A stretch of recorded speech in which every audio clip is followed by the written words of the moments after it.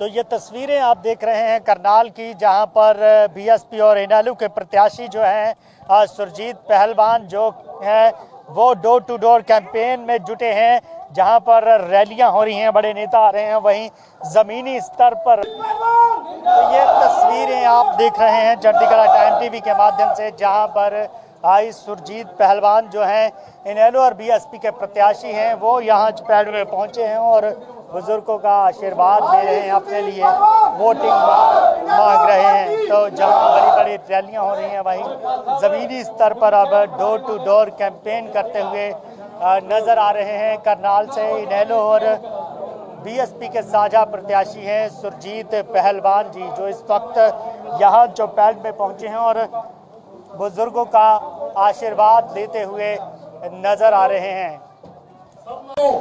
2 लाख नौकरी खाली पड़ी है, उनको भरने का काम करेंगे। जहाँ नौकरी से वंचित रह जाएगा उसको हम 21,000 रुपये भत्ता देने का काम करेंगे। और मैं सबसे फिर अपने बुजुर्गों से अपील करता हूँ, एक बारी विश्वास जमाए और अपने बेटे को कामयाब बनाए और चश्मे के निशान पर मोड़ लानी है। बस यही उम्मीद है अपना आप सबसे। जय हिंद, जय चौटाला, जय मायावती जी।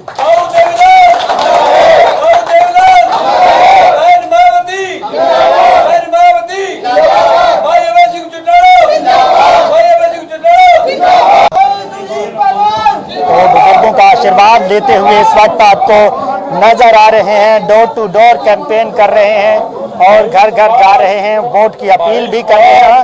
और तो डोर टू डोर कैंपेन में जुटे हैं सुरजीत पहलवान जी, चुपैड में जाए हैं, घर घर जा रहे हैं, जहां बढ़िया रैलियां हो रही हैं। वहीं आम लोगों से जमीनी स्तर पर मिलकर उनसे वोट की अपील कर रहे हैं। सुरजीत जी, किस तरह का प्यार मिल रहा है, किस तरह का इस वक्त सम्मान मिल रहा है? देखो, आज मैं शिव कॉलोनी में आया हूँ। पहले परली गलियाँ करिया मैंने सारी डोर टू डोर करने लग रहा हूँ। दुनिया का युवाओं का, बुजुर्गों का बहुत प्यार मिल रहा है। लोगों से शिकायतें मिल रही हैं, कोई बनने के बाद 10-10 साल नहीं आते, कोई 10 साल इनकी सुहूद नहीं लेता, इनकी वोटों को बटोरने का काम करते हैं। आज आप देख लो कितने बुजुर्ग बैठे हैं, इन्होंने भी मेरे से एक ही बात कही है, सुरजीत भाई आप आइए। इन्होंने ये बोला है, चौधरी देवीलाल जी ने हमारे लिए एक पेंशन शुरू की थी और आप लोग इसको बढ़ाने का काम करोगे। इन्होंने पीछे इन्होंने वादे किए थे भी 5,000 रुपये करेंगे, वो आज तक नहीं करी। ये घोंसलेबाजी करते हैं। तो देवीलाल पर इन लोगों ने भरोसा है, भाई अभय सिंह चौटाला पर इन्हें भरोसा है। भाई ये जो जुबान करते हैं, जुबान के धनी है, ये 7500 रुपये करने का काम करेंगे। और जो भी समस्याएं, जैसे बेरोजगार युवा घूम रहे हैं, युवाओं को नौकरी देने का काम करेंगे। जहां नौकरी देंगे वहां 21,000 रुपये भत्ता देने का काम करेंगे। जैसे पानी बिजली मुफ्त देने का काम करेंगे। और जो 100-100 गज के प्लाट हैं गरीब आदमी को, वो प्लाट देने का काम करेंगे। जहां प्लाट भी देंगे उन पर मकान बना कर देंगे। जब बना के देंगे जब संभव होगा, जब आप इंडियन नेशनल लोकदल की सरकार बनाओगे, बहुजन समाज पार्टी की सरकार बनाओगे। और इसी में एक हमारा मुद्दा चला हुआ है, ये हमारे बुजुर्ग, ये ओल्ड पेंशन है, जो कर्मचारी की पेंशन है, वो इन्होंने पिछली सरकारों ने बंद कर दिया था इसको। और इन्होंने बंद करने के बाद इन्होंने कोई लागू नहीं किया। हमारी सरकार आने पर पहली कलम से चौधरी अभय सिंह चौटाला जी ने कहा है, पहली कलम से इसको लागू करने का काम करेंगे। ये घोषणा पत्रों की बात है, घोषणा पत्र है, घोषणाएं की हैं।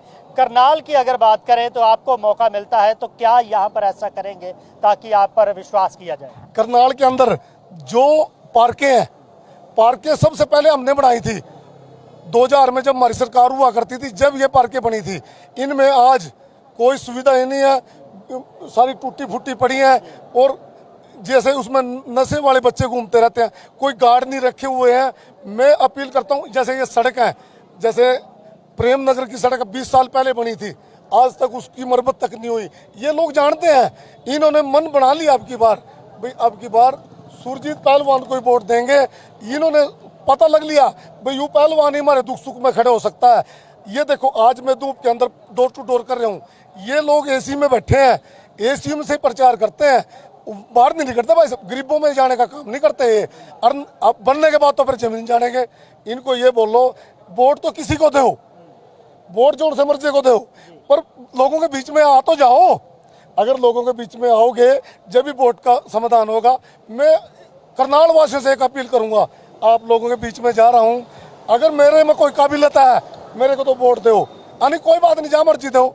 मेरा एक सबसे भाइयों से अपील है, मैं डोर टू डोर जा रहा हूँ, मेरे को बहुत प्यार मिल रहा है। लोगों ने ये बात कह दी भी देख पहलवान भी आया तो ही हमारे पास, यहाँ तो आज तक नहीं आए, हम तेरे को ही वोट देंगे, तेरे को वोट देने का काम करेंगे। कल आकाश आनंद जी भी आए थे, उन्होंने भी वादे किए, और जहां तक है ताऊ देवीलाल के जयंती भी मनाने के लिए उचाना में बड़ा कार्यक्रम होने जा रहा है। अचाना में भी कार्यक्रम होगा। कल आकाशनंद जी आए थे, उन्होंने बहुत बढ़िया मैसेज दिया है यहाँ लोगों को।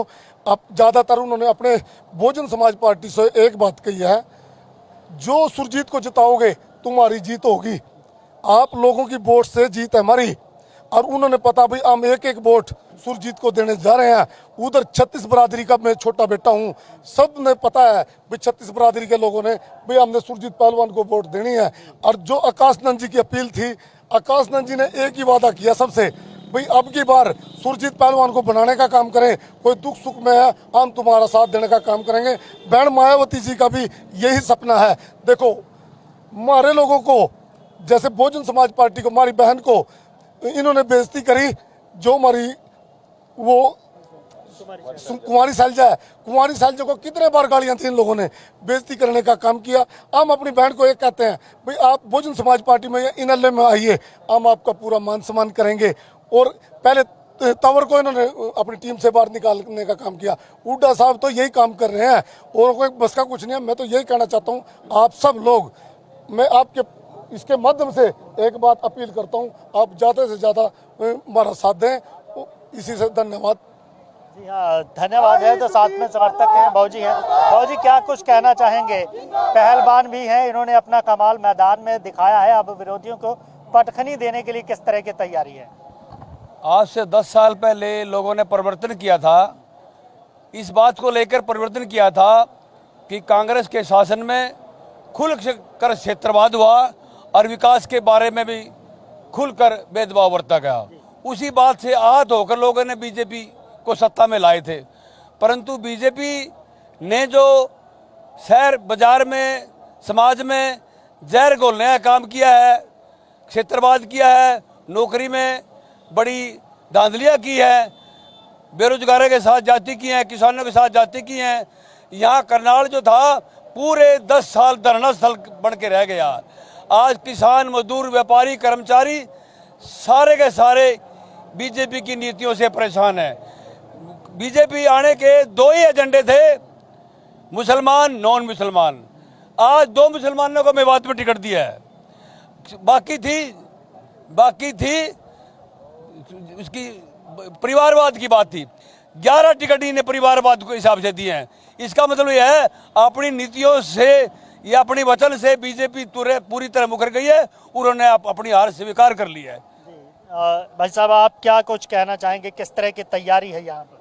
देखिए, आज जो पूर्व मुख्यमंत्री मनोहर लाल जी कह रहे हैं कि मैंने करनाल को जो है कि 1,000 करोड़ रुपए देने का काम किया है, और साथ में कहते हैं कि हमने स्मार्ट सिटी बनाने का काम किया है। तो आप देखिए कि जितने भी करनाल के अंदर पार्क है, सब जो है कि नशेड़ियों का जो है कि वो अड्डा बना हुआ है, कोई किसी प्रकार का रख रखाव नहीं है।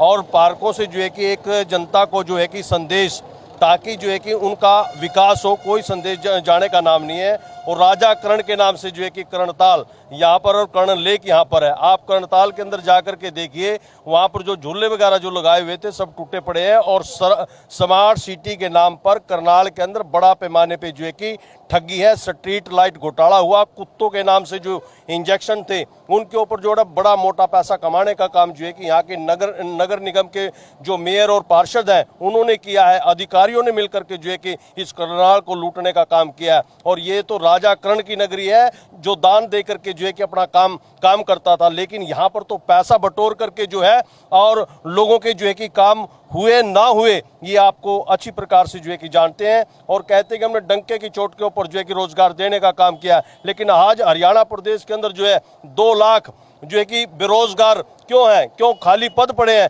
प्रत्येक डिपार्टमेंट के अंदर जो है कि नौकरियों के जो है कि पद खाली हैं, उनका भरने का काम करें। और दूसरी बात है, कांग्रेस और बीजेपी ने सदा जो है कि नारे और लारे की राजनीति की है। गरीबों के साथ वायदा किया है, अमीरों को फायदा हुआ है।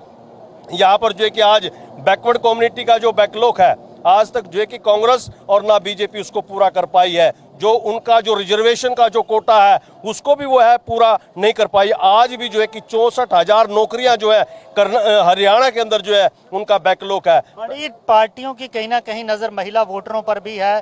कह रहे हैं, कोई कह रहा है 2100 देंगे, कोई कह रहा है सम्मान राशि में 2000 देंगे, कोई कह रहा है 1000 देंगे।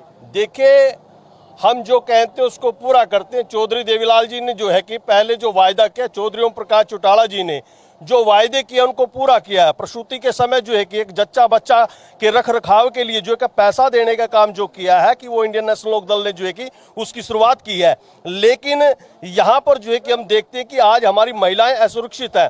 हमारी खिलाड़ियों के साथ जो है कि वो शोषण किया जाता है और एक मंत्री जो बड़े पद पर होता है वो बड़ा पैमाने पर शोषण करता है और उसका पक्ष जो है कि सरकार के द्वारा किया जाता है। जी हाँ, सरकार के द्वारा जो पक्ष किया जाता है, ये बड़े मुद्दे हैं जिनको लेकर चल रहे हैं। और ताऊ देवीलाल को जो जाना जाता है विकास पुरुष के नाम पर, उसी को लेकर है, उनकी नीतियों को लेकर आगे बढ़ रहे हैं। इनका यही कहना है कि सरकार तो इनेलो और बसपा की बनेगी और बड़े बदलाव जो है वो यही ला सकते हैं। इसी को लेकर लोग भरोसा भी जता रहे हैं। अब देखते हैं कि इनेलो और बसपा के गठबंधन को चुनावों में किस तरह का लोगों का साथ मिलता है। टाइम टीवी के लिए मैं नीलकमल सहयोगी संदीप के साथ करनाल।